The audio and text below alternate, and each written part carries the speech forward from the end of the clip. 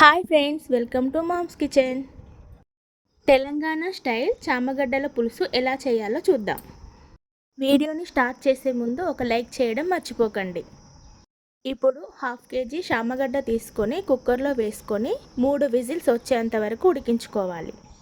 ఇప్పుడు 1 స్పూన్ ధనియాలు, 1/2 స్పూన్ మెంతులు, 1 స్పూన్ జీలకర్ర వేసుకొని వేయించుకొని పౌడర్ చేసి పక్కన పెట్టుకోవాలి. ఇప్పుడు ఇంకొక గిన్నె పెట్టుకొని అందులో 3 టేబుల్ స్పూన్స్ ఆయిల్ వేసుకొని సన్నగా కట్ చేసి పెట్టుకున్న 2 ఉల్లిపాయలు వేసుకొని వేయించుకోవాలి. ఇప్పుడు పచ్చిమిర్చి, కరివేపాకు, అల్లం వేసుకొని కలుపుకోవాలి. ఇప్పుడు ఇందులో ఉడికించుకున్న చామగడ్డలు కూడా వేసుకొని 1/2 స్పూన్ పసుపు వేసుకొని 2 స్పూన్ల కారం వేసుకొని కలుపుకోవాలి. ఇప్పుడు 1 కప్పు చింతపండు రసం వేసుకొని కప్పు వాటర్ యాడ్ చేసుకొని కలుపుకోవాలి.